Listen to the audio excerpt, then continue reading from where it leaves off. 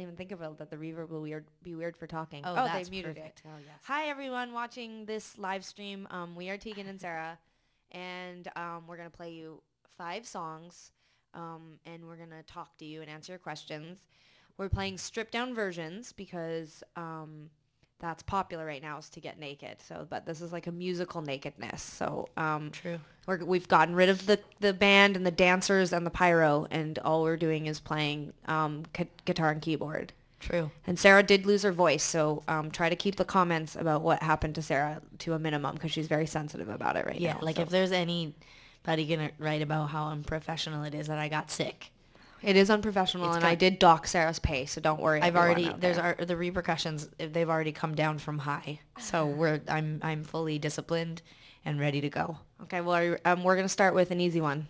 Do it. All you have to do is sing. So this first song is called "Divided," and we wrote this song 12 years ago, and it's the first song on our first record ever. So I hope you enjoy it. If you haven't heard it before, the lyrics are very easy, so you can just hum along at home or at work. Okay, we'll see you in 2.5 minutes or 2 minutes, depending on how fast I play it. Here we go. Just echo. I know, it was good. Did you hear the part in the chorus where I said on EI accidentally? On EI. Yeah. Like you're on employment insurance? Well, that's one way to interpret EI. It's a recession out there. Do you want to take a question while I put down my guitar? Yeah, it was really exciting because while we were playing, the computer started to spit out questions.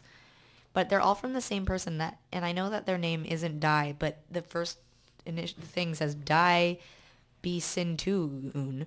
I don't understand screen caps. Okay, so the first question. How's New York? I'm coming to the screening tonight. This is someone named Jen. Yeah. Where are you that you're asking this question, Jen?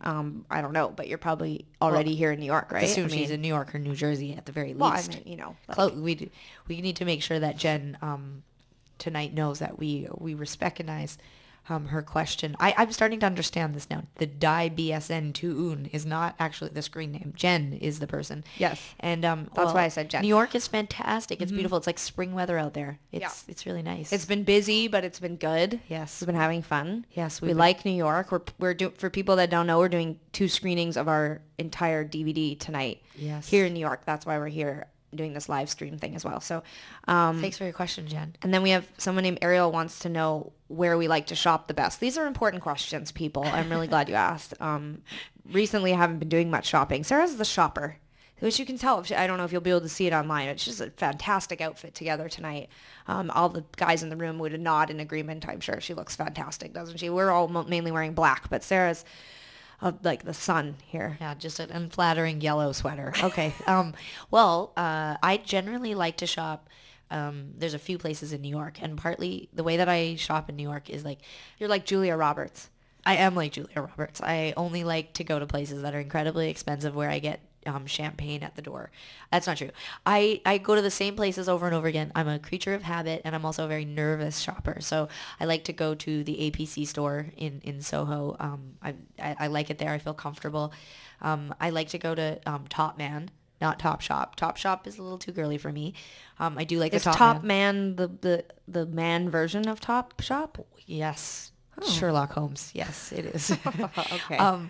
Yeah, so I like to go to Top Man, and generally you can find... You buy boys' clothes? Yeah, well, you can find like small boys' clothes there, and not for children. Sarah shops in the children's area. Just for small men. And anyway, so that's where I like to shop. There's like a million places, but let's get real. That's not that interesting. We're going to take one more question, and then we should move on to another song. People are asking about new music, and yes, there is new music coming. Most specifically and most soon. Is that? I mean, I tried really hard to put. Don't string too many words together. Okay. Next up for Tegan and Sara are 2 songs we collaborated on with Morgan Page, and those come out in the new year. So at your computers, you could Google Morgan Page and Tegan and Sara, and you'll have more info about that. But Sara and I are 30 songs into our new record, so we're writing like crazy right now, and we hope to have a record recorded late spring, early summer, so it'll come out hopefully before the end of next year. So, but I mean, you'll be hearing more about that soon, I hope. Right, Sara? Yeah, definitely. We're not going to go underground, that's for sure. No. Not really those types Tegan of and Sara are people. not going into hibernation. So, what song do you want to play next? You want to play Alligator? Yes. Okay, let's do that. I'll just narrate you getting up because I don't know why I can't. Okay, ready? It's like hot potato. So Sarah got sick, and last night we had a rehearsal here in New York just to prepare. And one of the things that came up was that we were going to need to transpose all the songs to a different key so that Sarah could sing them. So I had to learn all these songs that are not that fresh in my mind right now because we've been on holiday, and then change them, which was really hard. So if I make any mistakes, I'm sorry. A lot of crying and tears and apologies today. Well, we're perfectionists. As diehard Tegan and Sara fans know, we play everything usually quite perfectly. So I have to stand for this one. All right. Okay. Now don't stop if I hit a wrong note. I won't. This is live. You understand what live stream means, right? I do. It's not live record and play later. Yeah. Okay. Good thing it's not like live death. Like if we screw up and then just a hole opens up and it's like Tegan gone, and then I just have to like finish the show by myself. Well, live Hunger Games. Live Hunger Games. Yeah. Okay. All right. It was pretty good. Yeah, only a couple of mistakes. Added a pre-chorus. You there. did it, yeah. We're just jamming. It's improv. Improv. I like it. I mean, more song is better than less song. I think so. We'll see what the people have to say. Yeah, like about you just. that, I mean, I think in electronic music they're flexible. They just add pre-choruses and choruses if people are raving really hard. It's true. Okay. Well, one of these questions is really interesting. It says, did Indian lifestyle influence your life in any way? So that I assume is in reference to the fact that Sarah and I went to India, and one of the movies that's on Get Along, this DVD that we're out here hyping right now. Hyping. That's what I am. I'm your hype man. Anyway, so one of the movies was about our trip to India. So, and I don't know if it changed our lifestyle when we got home, but it was definitely really eye-opening. We hadn't been to a country that A, was so populated, and B, had so much visible poverty.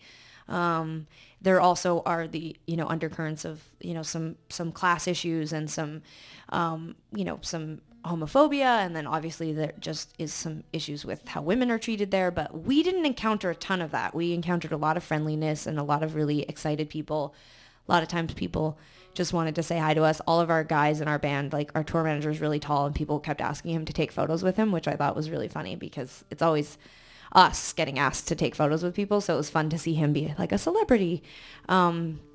So it definitely made me think, though, a lot about waste and privilege. And I know Sarah and I have always said this, but we feel really lucky to play music. So going there and seeing that not only are we lucky because we get to play music, but we're lucky because we were born in such a wonderful country, Canada, and we have healthcare and we have good parents. Not that India isn't a wonderful country. No, not just at different. all.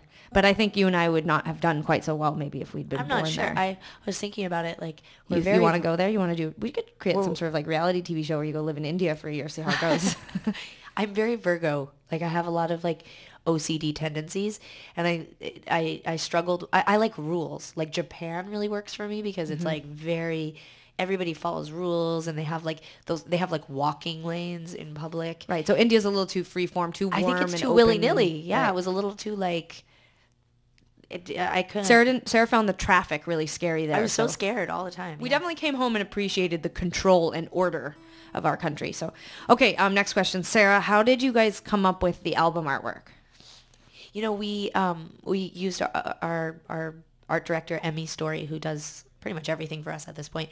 And she and I brainstormed a few things, but it's really her genius. I don't want to take any kind of responsibility, but there were sort of water themes, this idea of like fluidity, and there's a lot of really wonderful images in the first film, States, that involve water and a boat trip that we took.